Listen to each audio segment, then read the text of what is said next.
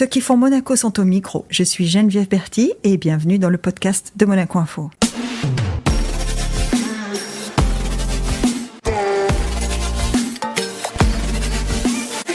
Notre invité du jour fait le lien entre l'enseignement supérieur et l'économie de la principauté. Doyen et directeur général de l'International University of Monaco, il dirige depuis 2013 la Business School de la Principauté, une école à taille humaine, ancrée à Monaco et résolument tournée vers le monde.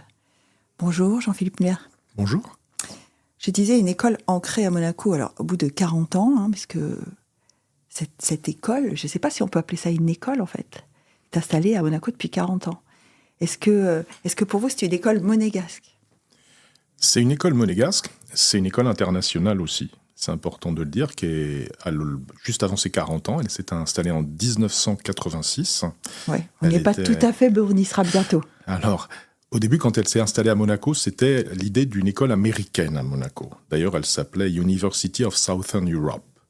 Ouais. Et toujours aujourd'hui, l'université délivre des US Credits, comme on dit. Alors, on les transforme en crédits européens, ECTS, dans le système européen. C'est pas une difficulté, mais c'est un peu les origines. Donc oui, c'est une école monégasque parce qu'elle est à Monaco.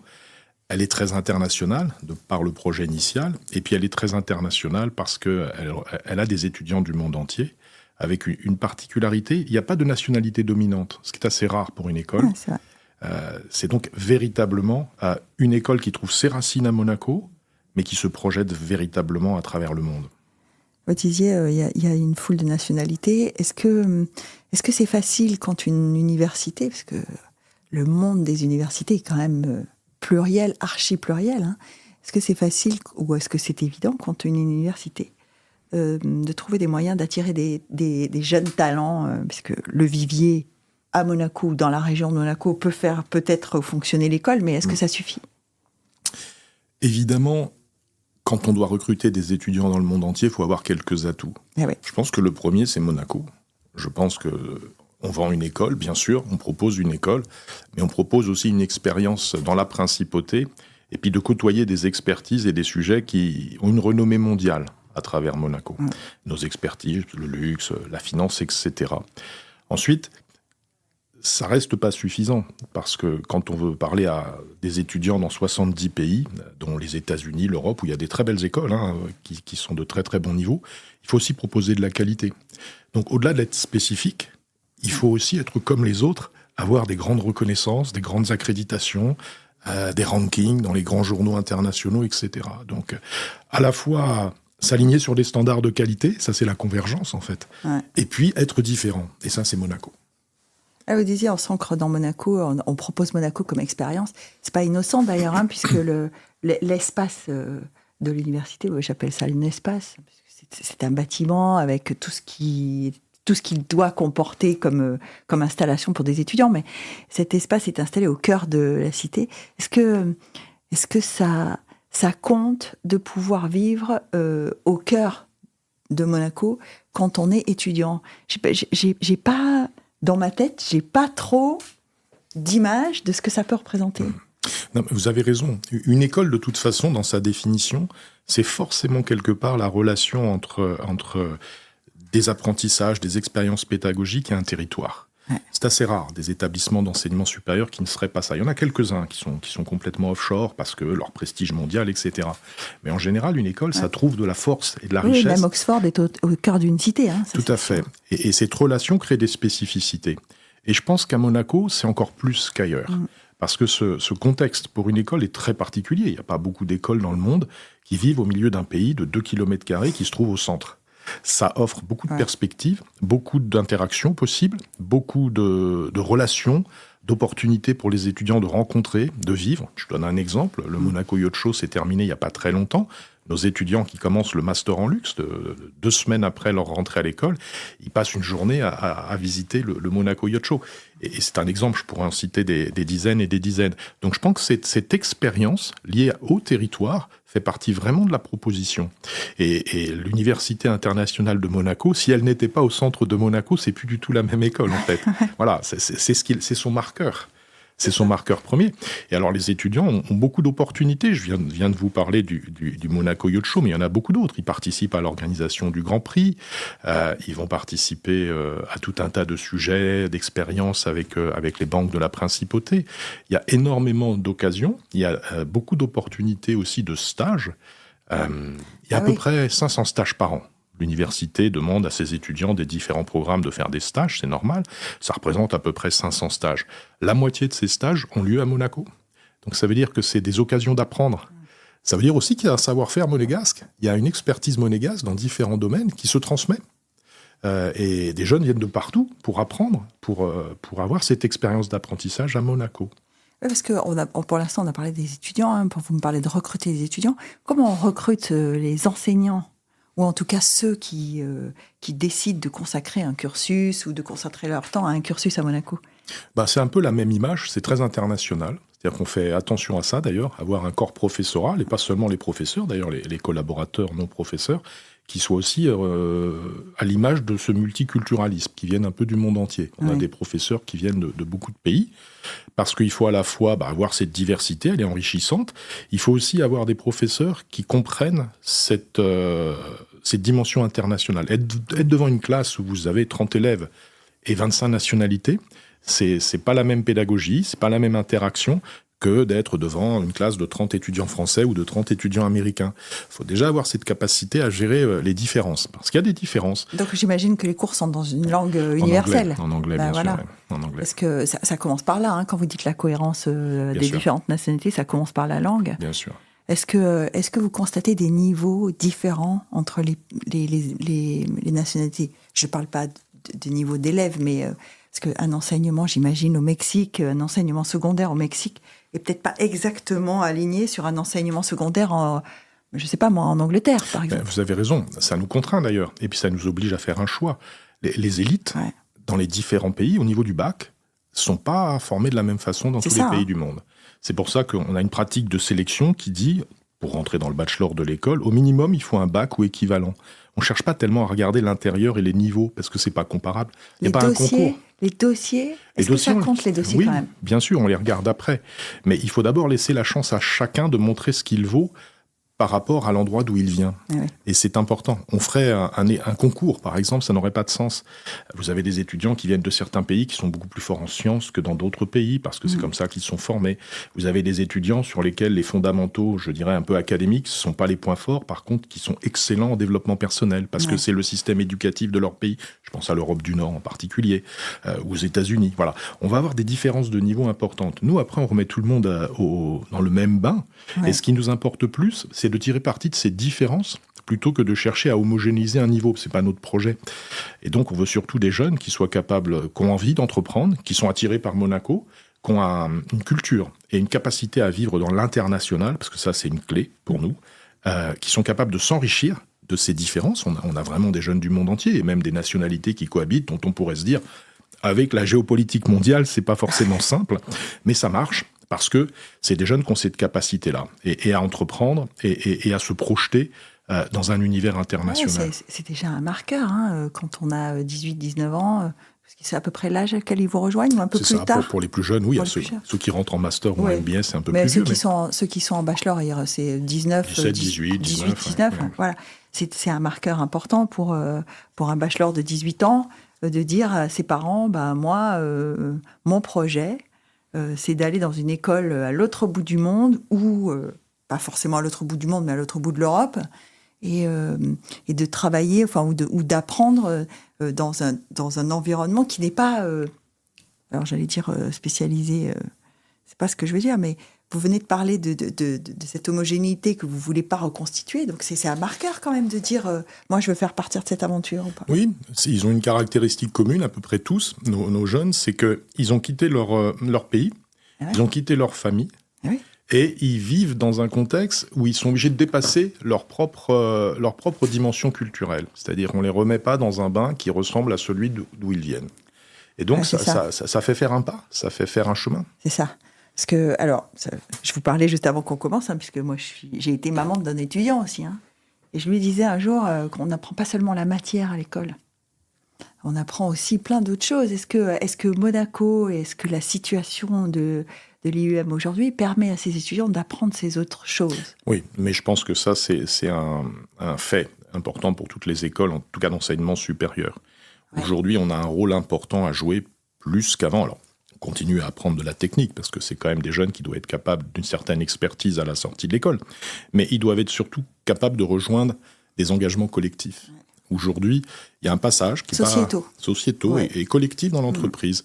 Il y a un passage que je vais caricaturer un petit peu, mais qui est quand même réel. On a des jeunes qui sont très brillants aujourd'hui pour interagir, pour fonctionner ensemble sur des réseaux sociaux, pour s'engager sur des tas de sujets souvent qu'ils ont choisis, qui peuvent travailler avec des équipes, entre guillemets, dans le monde entier. Tout ça fonctionne très très bien. Mais il y a un passage à faire, c'est de leur permettre d'arriver à rejoindre des équipes, des entreprises, des collectifs, et de s'intégrer dedans harmonieusement. Parfois, y compris dans des conditions qui ne leur conviennent pas toujours. Avec des gens qu'ils n'ont pas toujours choisis, sur des sujets qu'ils n'ont pas toujours choisis, avec des rythmes qu'on leur impose, avec une hiérarchie, avec l'entreprise en quelque sorte. Voilà. Et ça, c'est devenu très important parce que y a à la fois ce besoin d'apprentissage par rapport au bain un petit peu plus digital dans lequel ils vivent et les réseaux sociaux. Et puis deuxièmement, parce qu'il y a aussi des changements générationnels importants. Ouais. C'est-à-dire qu'aujourd'hui, le collectif dans l'entreprise, dans les organisations, c'est quand même des générations assez différentes qui cohabitent. Et la notion de génération se raccourcit de plus en plus et ça change assez vite. Donc le fait d'être ensemble dans une école, dans des murs, au-delà de la technique, mais d'apprendre à vivre ensemble, à faire des expériences ensemble, à mener des projets ensemble, à avoir des enseignants qui deviennent de plus en plus aussi des coachs de comportement, de travailler ensemble, ça devient des choses assez importantes pour une école. Ouais, c'est ce fossé générationnel qui se creuse de plus en plus vite, hein, c'est ce que vous décrivez comme phénomène. Et ça a forcément un impact assez important dans la vie professionnelle ensuite, hein, puisque chaque génération qui arrive, elle est un peu plus loin de ses managers ou pas, mais en tout cas. Est-ce que pour vous, quand vous réfléchissez au cursus et aux perspectives à donner à l'université, est-ce que c'est un enjeu ? Oui, je pense que c'est un enjeu. Et cet enjeu, il est traversé aussi par redonner l'envie et le sens du collectif. Je pense que c'est de plus en plus le rôle des écoles. Ouais, versus l'individuel. Parce que les réseaux sociaux, c'est un peu ça. Ouais. C'est à la fois un énorme collectif et une scène individuelle. C'est assez amusant d'ailleurs, il y a une forme d'ironie de l'histoire. Il y a quelques années ou quelques décennies, on reprochait aux écoles, quelque part, de management en particulier, de former beaucoup d'entrepreneurs, de personnes qui rejoignent les entreprises, qui n'avaient comme parcours que de vouloir rejoindre des entreprises. Et on nous disait, vous ne formez pas assez d'entrepreneurs. Et c'est vrai que les écoles ont fait beaucoup pour ça. Et quelque part aujourd'hui, c'est un petit peu l'inverse. C'est-à-dire que les entrepreneurs individuels, trop individualistes, les entreprises s'en méfient un peu. Elles attendent et elles recherchent aujourd'hui de plus en plus des profils qui sont capables de s'engager dans le collectif et pour le collectif. Donc on est en train de faire un peu un retournement de situation et donner le sens du collectif à des jeunes, rejoindre des entreprises, c'est devenu un nouvel enjeu. Et c'est devenu extrêmement important parce que ces générations-là, elles n'ont pas forcément ça comme ADN au départ. C'est vrai. Elles vivent dans l'idée, alors on entend beaucoup les générations maintenant parler de faire des choses pour eux. Est-ce que c'est compatible avec de donner une perspective sociétale complète? Parce que quand on forme des étudiants, et en particulier en troisième cycle, enfin en tout cas au-delà du secondaire, quand on forme des étudiants de cet âge-là, on forme déjà des adultes qui vont participer au développement de la société. Il y a quand même. Est-ce que tout ça, ça arrive à se mettre en perspective ?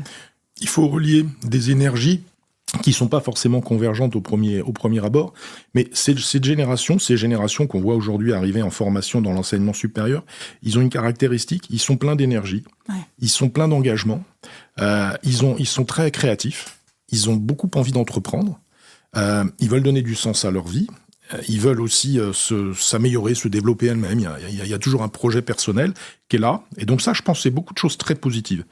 Après, il faut mettre ça au service du collectif. Et c'est là qu'il y a un travail souvent à faire. Et c'est pas forcément incompatible. Mais moi, je suis toujours admiratif de beaucoup de projets qu'ils mènent, de beaucoup de réussites, de création d'entreprises. Enfin, il y a beaucoup de belles choses. Après, il faut que ça vienne se mettre au service d'un collectif, que ça puisse rentrer dans des structures plus classiques. Ouais. Et il y a un travail un petit peu à faire de pragmatisme, de réalisme. En vous écoutant, je me dis, une université qui a 40 ans, qui s'installe à Monaco, ça ne devait pas être d'ailleurs tout à fait conventionnel, en tout cas dans l'imaginaire collectif de l'enseignement supérieur à l'époque. Est-ce que vous n'êtes pas la preuve qu'on peut réaliser une adaptation? Est-ce que l'université elle-même n'est pas la preuve qu'on peut réaliser une adaptation, qu'on peut ressembler à ses pairs tout en gardant une singularité? L'université, elle a cette chance, c'est qu'elle est au cœur d'un environnement qui est quand même à échelle réduite, entre guillemets, à taille humaine, et qui permet beaucoup d'agilité, beaucoup d'expérience, beaucoup d'interaction, beaucoup d'adaptation. Et donc, je pense que c'est plutôt des forces dans le monde d'aujourd'hui. Et, en tout cas, ça ressemble aux qualités qu'on attend aujourd'hui des générations qui arrivent. Voilà. Et nous, on peut, du coup, se mettre autour de ces jeunes pour les former, s'adapter assez vite, transformer assez vite, innover assez vite. On change aussi nos méthodes pédagogiques assez vite. On adapte même les projets, les propositions de projets chaque année pour les élèves avec des partenaires entreprises ou des organisations en fonction un peu de l'évolution des choses. Donc, il faut les accompagner, c'est sûr. Monaco, effectivement, et ce contexte, c'est un petit peu, on va dire, le bon point à la petite taille. Ouais. C'est-à-dire que l'agilité, l'échelle humaine, l'innovation, l'adaptation, l'accompagnement, l'interaction, c'est des valeurs qui fonctionnent assez bien pour ce type de projet, en fait. Ouais, alors, tout à l'heure, vous parliez du bachelor et des modules qui est autour. Donc, vous avez à l'intérieur de l'université plusieurs propositions pour les étudiants. Bien sûr. Est-ce que vous pouvez, là, me faire un petit panorama Bien en sûr. Disant on a tant d'étudiants, ils font ça Alors, si je vous fais l'image rapide de l'université, c'est d'abord un portefeuille de formation qui vont de la prébac, le bachelor, jusqu'au doctorat. Donc, il y a toute la panoplie en passant par les masters spécialisés. On peut rester presque 6 ans, alors. Et les MBA, si on veut faire bachelor et master, oui, on peut faire 5 années, voire après un MBA ou un doctorat si on le souhaite. Donc ça, c'est les formations. Aujourd'hui, dans ces formations, c'est 1200 élèves, auxquels s'ajoutent environ 250 qui finissent leur stage de master, qui sont plus à l'école, mais qui vont être diplômés prochainement. C'est des étudiants, pour les 2 tiers, qui sont plutôt dans le programme bachelor, donc les plus jeunes, et puis 1 tiers, les masters ou les MBA, les DBA, 70 nationalités, pas de nationalité dominante, 20% le voisinage français-italien de chaque côté. Le reste, 20%, 20% de français, 20% d'italiens. Ça veut dire qu'il y a beaucoup de recrutés au-delà du rayon régional. Quoi. 3e nationalité, c'est l'Amérique du Nord, États-Unis, Canada. La 4e pays, je crois que c'est l'Allemagne cette année. Et si j'additionne toute l'Europe de l'Est, ça doit être la 3e nationalité, en fait. Donc, c'est vraiment beaucoup de pays différents. Filles-garçons, c'est assez mixte. Des programmes généralistes comme le bachelor, par exemple, pour les plus jeunes. Et ensuite, des programmes de spécialité qu'on a souhaité uniquement alignés sur les expertises de Monaco. C'est pour ça qu'ils viennent. Luxe, finance, sport, sport business, qui marche très, très bien. Et puis, international management, parce qu'on est au cœur. Et des parcours de développement durable aussi, parce que c'est le marqueur de la principauté. Oui. Est-ce que, alors, je serais tentée de vous poser la question, vous allez me dire, c'est simple. Est-ce que vous avez un marqueur de succès? C'est-à-dire que si je vous demande un chiffre qui est votre fierté aujourd'hui, c'est lequel? Je dirais c'est l'attractivité et le développement de l'école. Depuis que je suis arrivé, elle a été multipliée par 4. Ça veut dire x4 en nombre d'étudiants? Exactement. Ça fait... Donc ça veut dire de l'attractivité, de la reconnaissance, parce que pour avoir des étudiants, ça tombe pas du ciel, il faut qu'ils viennent, il faut qu'ils soient candidats, il faut qu'ils soient attirés par l'université. Donc je dirais que cette dynamique est une très belle dynamique. Et c'est pas la taille pour la taille, c'est-à-dire que le constat, c'est que pour exister dans cet univers-là, proposer des formations de qualité, il faut aussi une taille critique. Ouais. C'est-à-dire qu'aujourd'hui, l'université, c'est aussi 160 professeurs, 40 permanents, mais tout un tas d'experts qui viennent enseigner autour de l'école. Et c'est parce que vous avez ces volumes que vous devenez des experts d'un domaine. Et aujourd'hui, on a des départements de recherche qui sont spécialisés dans des domaines suffisamment grands pour que ça compte et pour que ça impacte. Et on n'est pas encore tout à fait au bout. Il faut qu'on grandisse encore un petit peu, je pense, pour avoir la taille critique, parce que on pourrait paraître important à l'échelle de Monaco, mais par rapport à nos concurrents... 1200 élèves sur un campus à Monaco, ça fait beaucoup quand même. C'est beaucoup, mais par rapport à d'autres écoles de management qui sont nos concurrents directs, on reste encore un peu petit. Alors, on veut rester petit, parce que, je dis pas petit, je dirais à taille humaine, je trouve que c'est un plus joli mot, parce que c'est aussi notre pédagogie, c'est l'identité dont je parlais tout à l'heure, c'est ces interactions. Mais voilà, à taille humaine, mais avec la taille critique pour aussi avoir toutes les fonctionnalités qui sont nécessaires pour produire une formation de qualité. Oui, il doit y avoir un pivot assez délicat à trouver entre je suis gros, j'offre tout ce qu'il faut, mais finalement, je ne suis plus à taille humaine. Le rapport, c'est ce qu'on reproche à des très, très grosses universités, d'ailleurs. C'est que l'étudiant qui arrive de sa campagne natale ou de sa ville natale se sent un peu perdu au milieu de cet océan. Il a du mal à nouer et à trouver une identité qui le rapproche.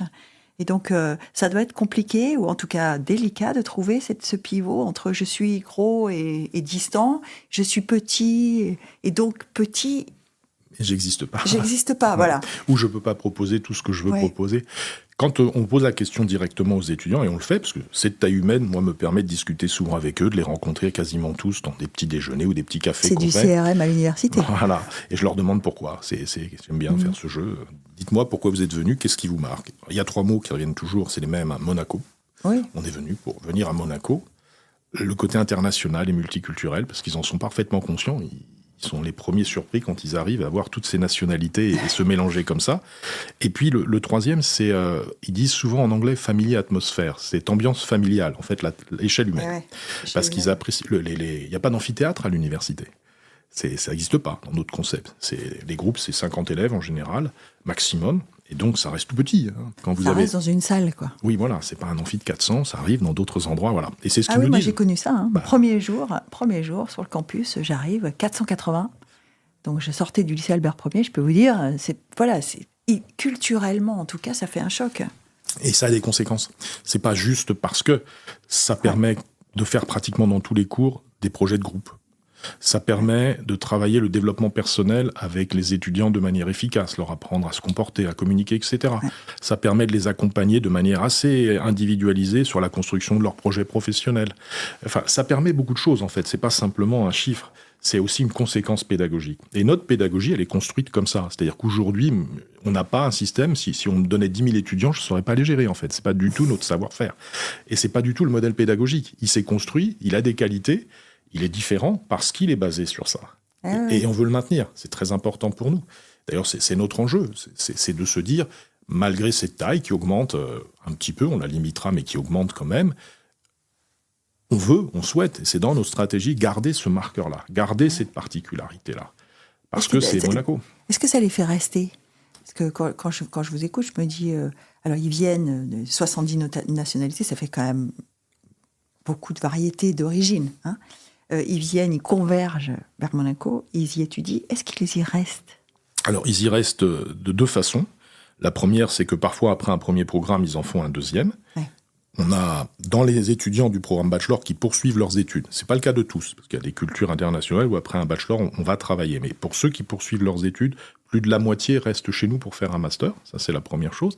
Et puis ensuite, pour tous ceux qui sont diplômés de IUM, aujourd'hui, les statistiques nous disent, on fait des études régulières là-dessus d'insertion, que la moitié des premiers emplois se font à Monaco.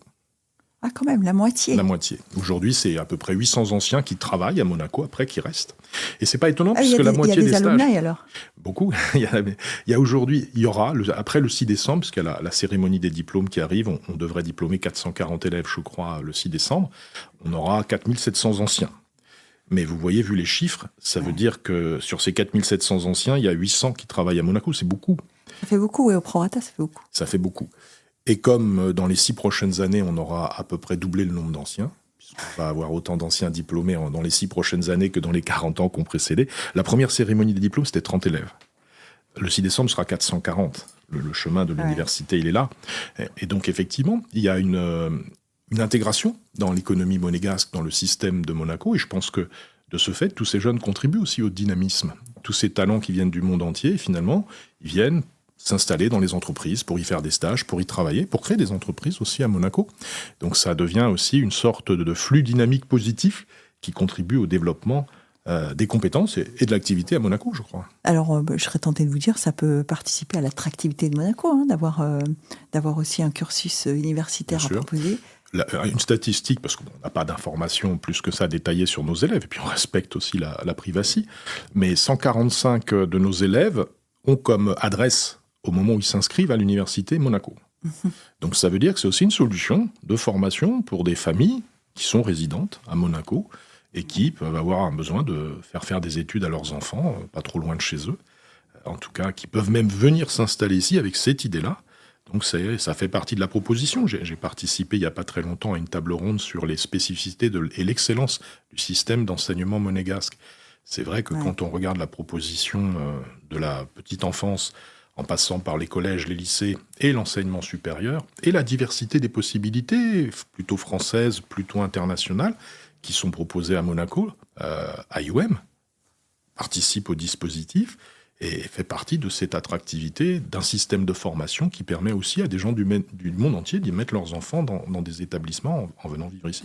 Ouais, ça correspond aussi à la population de Monaco, la population résidente. Voilà. En tout cas, il y a 123 ou 125 nationalités, je ne sais plus le chiffre exact. Enfin, à ce stade-là, on n'est plus à l'unité près. Hein. Ça veut dire qu'eux aussi peuvent trouver, dans l'ADN de l'université, son positionnement. Ils peuvent aussi trouver quelque chose qui leur ressemble. Tout à fait. On a même adapté certains programmes pour que ça permette, en plus d'avoir une expérience monégasque, d'avoir la projection internationale, puisque pour des résidents monégasques ou des monégasques tout simplement, faire ses études à Monaco, ça limite peut-être un peu l'horizon. Et par exemple, dans le programme Bachelor aujourd'hui, c'est obligatoire de faire un semestre à l'étranger. Donc pas à Monaco. Pas à Monaco. Voilà, ils partent tous. Ils partent tous. Ils partent tous, c'est obligatoire. Donc ça veut dire qu'on fait ses études à Monaco, mais c'est pas pour autant... Vous avez des accords avec les Bien sûr, on a ouais. plus d'une trentaine de partenaires dans le monde. On a des campus par le biais du groupe auquel on appartient dans différents pays, en Angleterre, en Espagne, en Allemagne, en Suisse aussi. La question qui se pose, et je ne sais pas pourquoi dans l'actualité, ça revient généralement assez souvent, c'est déplorable, mais c'est comme ça, c'est l'économie des universités, c'est-à-dire leur santé financière, leur capacité à relever les challenges de demain. Est-ce que pour le directeur, le dean que vous êtes, est-ce que c'est une pression ? On est un enseignement privé. Ouais. Donc nos ressources, c'est 100% les frais de scolarité que payent les élèves. Donc ça a deux conséquences. D'abord, ça veut dire qu'il faut toujours être attractif. Ouais. Parce que si on ne l'est pas, on n'a plus d'élèves. Et si on n'a plus d'élèves, on n'a plus de ressources. Donc il y a un cercle vertueux aussi quelque part. On se doit, et d'abord c'est des choses qu'on surveille de très près, l'insertion de nos élèves, parce qu'on sait que 90% de nos élèves ont un emploi au moment où ils reçoivent leur diplôme. Donc c'est un marqueur. Les parents viennent nous voir pour ça beaucoup. Hein. Donc on doit soigner ce genre de choses. C'est une proposition de valeur, entre guillemets. La satisfaction des élèves aussi, c'est important, la suite de très près. L'évaluation qu'ils font des enseignements de l'école et tous nos marqueurs qualitatifs. On a eu un très beau classement l'année dernière dans le Financial Times, le master en finance de l'école est rentré à la 17e position dans le classement des masters en finance européens. Bon, tout ça... C'est quand même... C'est une satisfaction, j'imagine. C'est une grande satisfaction, mais c'est de la qualité. Et c'est indispensable. Quand 100% de vos ressources viennent des étudiants, vous avez deux obligations. Les attirer, donc il faut être attractif, et leur donner ce pourquoi ils sont venus. Et souvent, c'est de l'insertion. Tenir la promesse, quoi. Tenir la promesse. Et la promesse de l'IUM, alors, vous dites c'est l'insertion. Est-ce qu'il y a une promesse in between, entre le moment où ils arrivent et le moment où ils sont insérés ? Est-ce qu'il y a une promesse in between pour l'IUM ? Est-ce que c'est, je ne sais pas moi, est-ce que c'est l'esprit d'entreprise, l'autonomie ? Qu'est-ce qui serait votre mot, si vous disiez mes étudiants, ou en tout cas les étudiants de l'université, c'est ça? Je dirais qu'ils vont vivre une expérience internationale, ça c'est clair. Et ils vont surtout apprendre en faisant. C'est-à-dire que ce qu'on appelle l'experiential learning, c'est le cœur de notre pédagogie. C'est très anglo-saxon quand même. Hein. C'est très anglo-saxon, mais bon, apprendre en faisant, ça veut dire à peu près la même chose, mais pas tout à fait quand même. Voilà. C'est pas exactement la même chose. C'est pas tout à fait la même chose. Mais c'est tout à fait ça. On essaye et on réfléchit en permanence à se dire comment on tire profit de cet environnement. Ouais. Et comment la salle de classe, c'est qu'un endroit où s'organisent des interactions avec l'extérieur et les possibilités à Monaco. Et on encourage nos professeurs à faire ce genre de démarche. Ça fait partie des cursus. Il y a des corporate projects dans chaque programme avec des entreprises qui viennent poser des questions aux élèves. On essaye de créer il y a des field trips, comme on dit. Ils partent pour les masters 3-4 jours à l'extérieur, visiter des entreprises. Voilà. L'idée, c'est vraiment de leur proposer d'apprendre en faisant, d'apprendre en expérimentant, de rencontrer très vite les milieux professionnels, de s'acculturer, de développer des réseaux aussi, c'est important. Hein, Monaco, je parlais des alumni tout à l'heure, et on se rend compte de plus en plus que les networks, ce que vous dites, les réseaux d'étudiants, d'anciens étudiants, ou de professeurs étudiants, c'est aussi très important. C'est très important. Il y a une époque, c'est plus le cas, mais ça reste tout à fait valide. Il y avait une des accroches marketing, entre guillemets, de l'université, c'était Unique Learning and Networking Experience. Et c'est très important parce que c'est aussi une caractéristique de Monaco. Apprendre par la proximité, à participer à beaucoup d'événements, à rencontrer des professionnels, à développer sa capacité de réseau. Ouais. Ça fait partie du monde réel aujourd'hui, puis ça fait partie d'un projet professionnel et d'une réussite professionnelle. Alors, des réseaux sociaux, le network, c'est quand même la base de la base. Hein. Oui, mais les réseaux sociaux, c'est une chose, les réseaux humains, c'en est une autre. Ouais. Et la vraie vie aussi, comme je vous le disais tout à l'heure, c'est aussi ça. Quand on organise des career week, comme on va le faire bientôt avec beaucoup d'entreprises qui viennent et des rencontres rapides entre des recruteurs et des étudiants, là, c'est plus des tweets, c'est plus des SMS, c'est pas LinkedIn, c'est on discute et on parle et on peut pas demander la réponse à ChatGPT. C'est de l'interaction. Ah ouais.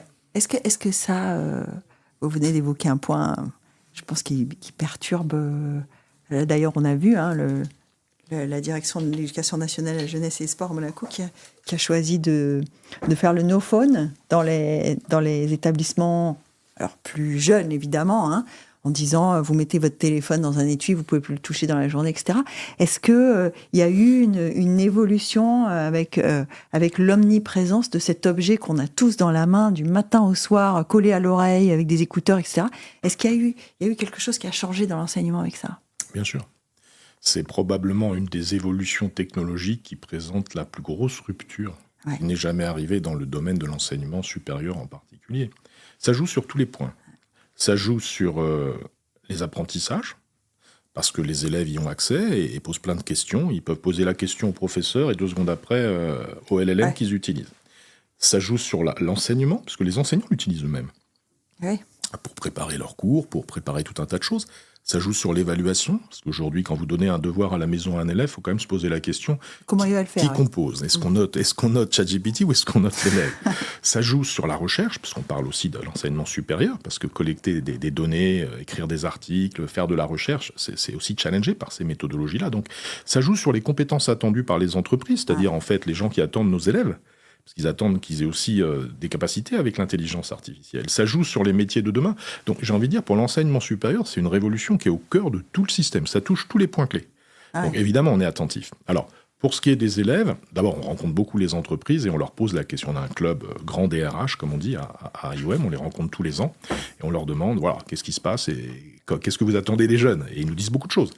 Aujourd'hui, ils nous disent 2 choses. Ils nous disent, d'abord, on veut que les jeunes en tirent profit. Ça nous intéresse si des jeunes arrivent et se présentent dans l'entreprise en disant « Je suis meilleur que moi-même parce que je sais utiliser l'intelligence artificielle. » Parce que c'est de la productivité quelque part. Bon, et c'est les entreprises. C'est un service supplémentaire. Et de l'autre côté, ils nous disent quand même, et puis au niveau un peu avancé, en particulier les Bac plus 5 et tous ces profils-là, il faut qu'ils soient capables de dépasser l'intelligence artificielle. En fait, l'expert, si on voulait donner une définition simple de l'expert aujourd'hui, c'est celui qui fait mieux que l'IA. Voilà. Et donc, qui se sert de l'IA pour faire mieux encore. Pour faire mieux, qui sait la critiquer, qui sait améliorer la copie. Voilà. Qui sait la challenger. Voilà. Donc nous, concrètement, qu'est-ce qu'on a décidé? On a décidé d'avoir dans tous les programmes de l'école un parcours et d'avoir un scénario où on doit être capable de répondre à cette question. Il faut que nos jeunes ils passent par un chemin qui est connaître l'IA, comprendre l'IA, maîtriser l'IA, utiliser l'IA, critiquer l'IA et améliorer l'IA. Et chaque programme doit démontrer qu'il fait passer, à travers différents cours, différentes expériences, nos étudiants par ce chemin-là. Je pense que c'est important. Ça fait partie de la vie. On ne va pas lutter contre. Nous, d'abord, on demande aux jeunes d'être corrects. C'est-à-dire, on n'interdit pas. On n'est pas ni au collège ni au lycée. C'est des adultes. Donc, on a une façon un petit peu différente de fonctionner avec les interdictions. Mais on leur demande d'être courtois et de se comporter comme il convient. Donc, on n'a pas un téléphone allumé quand on est dans une réunion. On ferme l'ordinateur quand on est... Voilà, c'est plutôt des pratiques comportementales. Mais on leur demande de ne pas utiliser ça tout le temps. Par contre, on essaye de plus en plus de les mettre dans différentes situations. Aujourd'hui, on réfléchit beaucoup aux modalités d'examen, par exemple. On voit bien qu'il y a 3 modalités différentes. Il y a open book, comme on disait avant. Donc, allez, faites avec l'IA et puis montrez-nous ce que vous savez faire avec ça. Vous allez être plus productif encore que si vous étiez tout seul et c'est super, c'est génial, faites-le. Mais on le sait, et puis ça fait partie de la règle du jeu. Puis à d'autres moments, on a envie de les voir sans. Donc on revient, c'est nouveau, on avait complètement abandonné. On refait des examens papier. On n'en faisait plus. On faisait des examens, y compris les dissertations, sur des ordinateurs. Ils venaient avec il y a des examens désormais à l'école qui reviennent uniquement papier. Donc pas de téléphone, pas d'ordinateur. Et donc on compose tout seul. C'est l'environnement déconnecté, en fait, pour qu'est-ce qu'on vaut quand on est tout seul. Et puis, il y a une troisième modalité qui, pour nous, dans cette discussion sur l'intelligence artificielle et qui rejoint les comportements, nous paraît très importante, c'est de remettre l'oral au goût du jour. Ouais. Parce que l'oral, c'est encore là la situation la plus évidente où ces jeunes vont se retrouver dans des situations où ils vont pas, quand ils vont être dans une réunion, discuter ou être interrogés. 2 secondes, je demande pour répondre à ChatGPT ou à je ne sais quoi. Donc l'oral redevient un lieu d'instantanéité, d'intelligence immédiate, de capacité à raisonner, de construire un dialogue avec ses propres connaissances. Et donc l'oral, on est en train de le remettre un petit peu... voilà. On a pris des décisions très pratiques. Par exemple, dès cette année, on a réduit le poids des examens finaux dans l'obtention de chaque matière de l'école versus le contrôle continu et la participation en classe. Parce qu'on pense qu'elle est plus révélatrice aujourd'hui de ce qu'ils sont capables de produire que des examens finaux. Ça va dans le même sens que la réforme du bac, alors, en français. Le bac français, enfin le bac en France, pas le bac français, mais le bac en France, donne une part aujourd'hui plus importante au contrôle continu que l'examen final.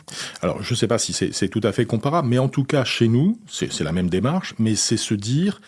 Aujourd'hui, on n'a pas vraiment moyen d'être sûr que quand c'est un examen final et qui n'est pas fait complètement déconnecté, que ce soit vraiment l'étudiant qui le fait.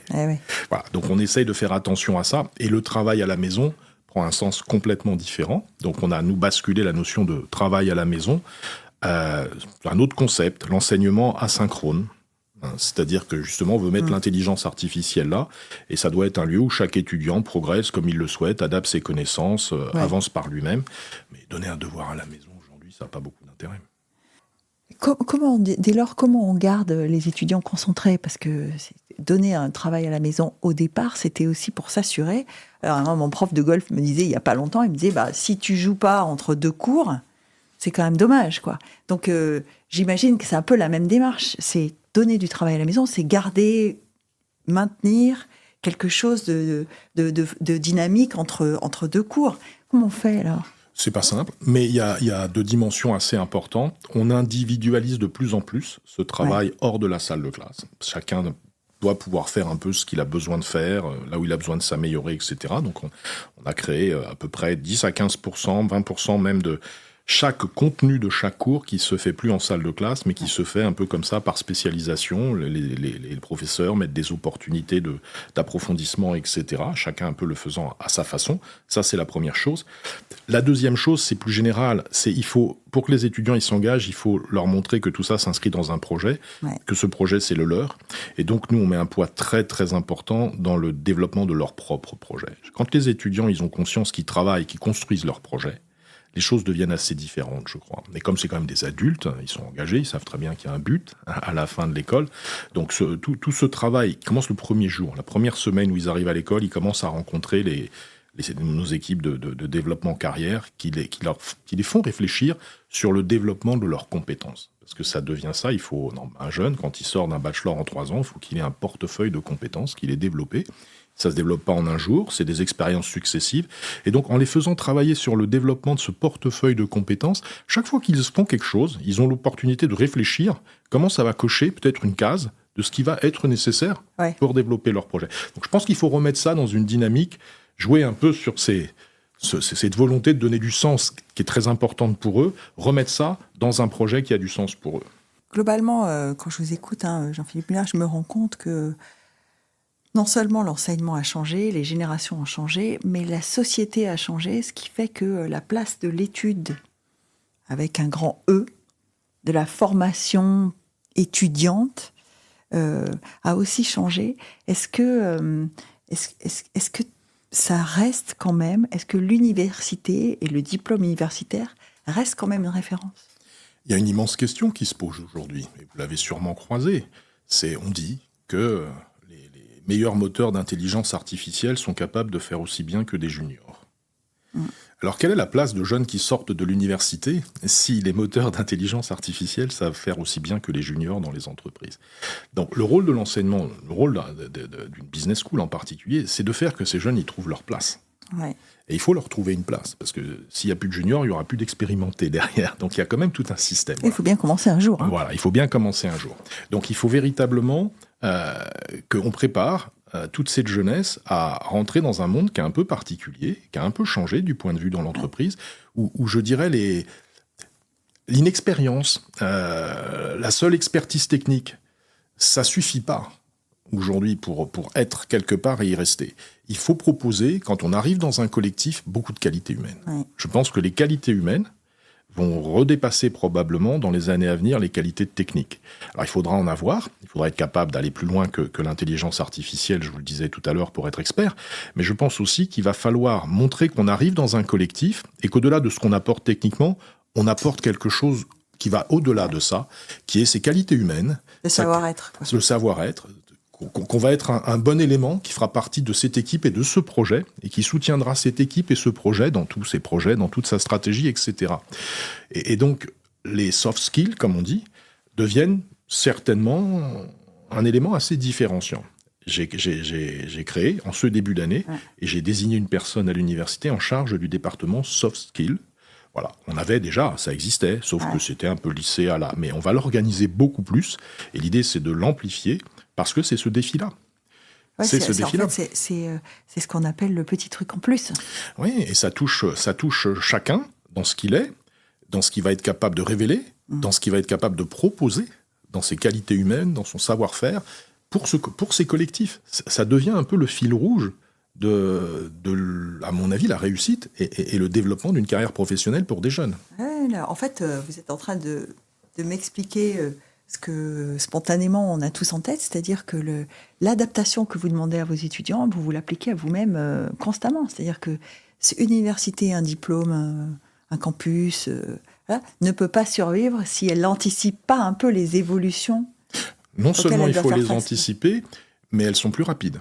Donc ça veut dire qu'il faut s'adapter très vite. Ouais. Donc le modèle agile dont on parlait tout à l'heure, il est très important hein, quand les déterminants, les critères différenciants des compétences sur les marchés de l'emploi, etc., changent aussi vite. Il faut adapter assez vite les formations. Ouais. L'agilité, c'est quelque chose qui devient décisif. Donc oui, il faut s'adapter, il faut anticiper. Ça veut dire qu'il faut ressentir. Il faut beaucoup parler aussi avec les entreprises. Je vous parlais de ce club DRH. Nous, on réunit aussi pour chaque programme, chaque année, des experts autour de chaque programme. Et il faut sentir tous les signaux. C'est extrêmement important. C'est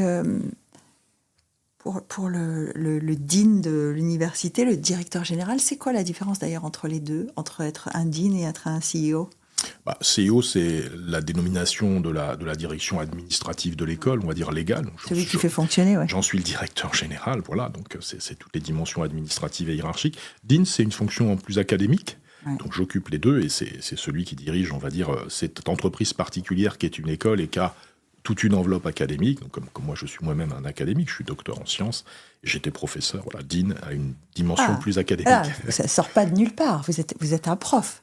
J'étais. Oui. Est-ce que quand on est un prof, on n'est pas un peu prof toute sa vie quand même ? Quand on est un académique, on aime bien le garder, ce titre. Je suis docteur en sciences et c'est un titre qui est peut-être le plus important pour moi par rapport à tous les autres. D'abord parce que ça vient de loin. J'ai fait une thèse, j'ai fait de la recherche, j'ai été enseignant et je le reste. Alors j'enseigne plus, mais je reste complètement investi dans ces sujets de pédagogie, d'enseignement et de contenu parce que c'est devenu passionnant. Et aujourd'hui, en plus, c'est quelque chose qui nécesse d'être visité. Ouais. Il y a besoin de changer les choses, il y a besoin d'innover. Et le fait d'avoir été un enseignant, d'ailleurs, m'apporte beaucoup dans ce sujet-là, parce que connaître la salle de classe, connaître aussi comment on interagit avec des élèves, ça, je crois, permet de mieux envisager les adaptations assez nécessaires pour faire évoluer ces choses-là avec les professeurs, parce que vous ne faites pas évoluer une école sans les professeurs. Oui, mais c'est... On m'a toujours dit, être prof, c'est une vocation. Est-ce que travailler à la formation et à l'évolution des générations, est-ce que ça reste quand même pas une vocation ? Parce que vous dites, je suis un CEO d'une entreprise. Enfin, pas n'importe laquelle, quand même. Hein. Quand on travaille sur de la matière grise, c'est quand même pas... Je suis d'accord avec vous. Je fais partie de ceux qui pensent que l'enseignement, la formation, l'éducation, c'est pas un bien, c'est pas une activité comme les autres. Ouais. Parce que d'abord, ça prépare des générations à leur futur. C'est la confiance que nous font des jeunes pour organiser leur avenir. C'est la confiance de parents qui nous confient leurs enfants, etc. Donc, c'est quelque chose d'assez particulier, puisque c'est de l'investissement. C'est ce qui construit le futur d'une société aussi. Donc il faut avoir une certaine vision, je crois, de l'enseignement et de ce qu'il représente pour bien projeter ce type d'activité dans le futur. Et ce qu'il représente, pas simplement en tant qu'activité économique, mais ce qu'il représente pour la société, ce qu'il représente aussi comme aspiration pour des jeunes et des familles. C'est tout un ensemble qui est tout un contexte très sociétal. Et les choses ont changé. Je pense que pendant longtemps, l'enseignement, l'éducation avait été assez normé dans ce qu'il représentait dans la société. C'était assez classique, c'était assez structuré. Aujourd'hui, les choses ont changé. Les aspirations des jeunes ne sont pas les mêmes, celles des familles non plus. Et puis le monde vers lequel on les envoie a beaucoup changé aussi. Et la connexion des deux fait que il faut combiner des choses qui relèvent plus de projets personnels, de projets individuels, de sens et d'engagement personnel, mais avec des besoins de collectif de l'autre côté. Alors comment on arrive à faire cohabiter ces deux notions qui paraissent un peu éloignées ? Et c'est un nouveau défi, mais ça se construit. Oui. Enfin, je vous entends, bien sûr, ça se construit. Mais pour le DIN, donc, du coup, que vous êtes, une journée type, finalement, c'est une journée qui ne s'arrête jamais. Oui, il n'y a plus de temps mort dans l'enseignement supérieur. C'est assez vrai. C'est assez vrai parce que c'est quelque chose qui est extrêmement intense. Quand les étudiants arrivent, on pense déjà à comment recruter ceux qui viendront ensuite. Et puis quand ils sont dans les salles de classe, on commence à penser comment on va les préparer aux examens et comment on va veiller à leur insertion professionnelle. Donc c'est un espèce de cycle qui tourne en permanence et qui est très très important. Avec le cursus, l'année universitaire, elle s'interrompt à un moment donné, en juin. Il y a des petits... Oui. En plus, à Monaco, on est un peu obligé, parce que sinon, ils auraient du mal à se loger pendant les périodes d'été, parce que comme ils viennent de partout, ils louent des petits appartements, donc la saison est un peu compliquée en termes d'immobilier pour les jeunes. Donc ça s'arrête pendant l'été, mais eux, ils partent en stage, donc c'est-à-dire qu'ils sont toujours suivis par les équipes, etc., souvent pendant l'été. Donc ça s'arrête jamais. Et puis avec une particularité, c'est que on vit ensemble. L'enseignement, c'est une activité où vous vivez avec les étudiants que vous formez. C'est-à-dire, tout à l'heure, quand je vais retourner à l'université, je vais rentrer dans l'école, il y a des étudiants qui sont là, à la cafétéria, dans les couloirs. Donc, c'est aussi une vie ensemble. C'est un quotidien. C'est un quotidien. Et il y a aussi probablement des notions importantes d'exemplarité dans l'éducation qui sont à la base des choses. C'est-à-dire que les étudiants, ils pas à 3 km de nous, dans d'autres bâtiments. On vit tous ensemble. Donc c'est aussi une expérience. Ils vous voient faire. Ils nous voient faire, on leur parle, on interagit, on les écoute. Donc oui, c'est intense. Pour moi, une journée type, c'est beaucoup d'interactions avec les élèves. Il n'y a pas une journée sans que je ne discute pas parce que je les croise ou parce que j'ai des réunions avec eux. J'ai 2, 3 fois, 4 fois, 5 fois dans la journée avec des étudiants pour parler avec eux. Puis après, évidemment, beaucoup de travail, beaucoup de réflexion avec les équipes pédagogiques, les professeurs. Est-ce que... Si vous deviez, dans la journée, me donner un moment où vous arrivez à réfléchir, est-ce qu'il y en a un moment où vous arrivez à vous arrêter? On a tous nos trucs. Moi, je sais, il faut que j'aille faire de la gym ou que j'aille courir, parce que ça me sort du rouleau compresseur. Mais comment vous faites? En général, ces journées-là, je reste chez moi, travailler. Pour me concentrer sur des sujets de cette nature. Quand je suis à l'université, ce qui est important pour moi, c'est de me nourrir, d'interagir avec tout l'univers humain, en fait. Les étudiants, les professeurs, les équipes, etc. Parce qu'on a besoin de réfléchir tous ensemble. D'abord, l'enseignement supérieur, par définition, c'est intellectuel. Et il y a beaucoup d'idées. Et vous avez beaucoup de professeurs, de chercheurs, de professionnels, de talents. Une université, c'est une plaque tournante. Je ne saurais pas vous dire combien de personnes traversent les murs d'AIUM en une semaine, que ce soit les élèves, les anciens qui viennent nous voir, les intervenants, les entreprises qui viennent parler aux élèves, celles qui viennent recruter. En fait, c'est des milliers les gens qui font, parce qu'on fait aussi de la formation professionnelle on n'en a pas parlé, mais le non-diplômant, il y a beaucoup de professionnels d'entreprises qui viennent dans nos murs. Donc c'est un carrefour d'intelligence, de diversité culturelle, etc. Donc quand on est dans l'université, il faut être dans ce bain, il faut s'en imprégner, il faut le sentir, c'est intéressant d'interagir et de respirer. Puis de temps en temps, il faut se retirer un peu, puis se dire, bon, qu'est-ce qu'on en fait? C'est toujours fait de tout ça. Et comment on va avancer? En ce moment, je suis en train de travailler à la rédaction du plan stratégique à finaliser, parce qu'il est presque fait 2025-2028 de l'université. Voilà, c'est là qu'on prend un petit peu de hauteur en se disant, quelle est la trajectoire? Bon, alors justement, qu'est-ce qu'on peut lui souhaiter à l'université pour la suite? Continuer à se développer, continuer à grandir, continuer à atteindre cette taille dont on parlait tout à l'heure, critique, mais en allant tranquillement et avec un rythme raisonné, puisqu'il faut garder l'atmosphère et l'échelle humaine, elle est très importante pour nous. Continuer à développer cette taille et cette échelle tout en gardant le qualitatif. Je pense que c'est important et c'est parfois pas simple, mais c'est fondamental. Le marqueur est qualitatif. Pour moi, il n'y a pas d'avenir pour une université ou une école à Monaco qui ne serait pas un avenir qualitatif. Je ne vois pas le sens de ça. Donc il faut continuer dans ce chemin-là. Et puis être de plus en plus reconnu, comme elle l'est, internationalement, dans le monde entier, parce que ça commence à être le cas, sur des domaines un peu niches. Je parlais du classement du master en finance, ça nous fait émerger bien sûr, dans la ça finance. nous positionne sur la carte. Tout à fait. Et on a d'autres lettres de noblesse certainement à aller chercher, voilà, mais pas sur toutes les dimensions. On ne sera jamais une grande business school généraliste comme Harvard ou des écoles comme ça. C'est pas notre projet, puis c'est pas notre taille. Par contre, dans des dimensions un peu de niche, sur lesquelles on est très aligné avec Monaco, voilà, se dire que dans cette université, à Monaco, dans ces 2 km², il y a un petit endroit où c'est vraiment les spécialistes mondiaux dans ce domaine-là. Je pense que c'est ça qui est intéressant pour IOM.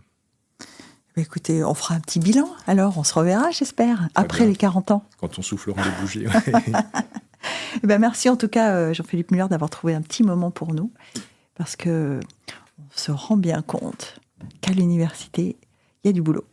Merci à vous de cet échange.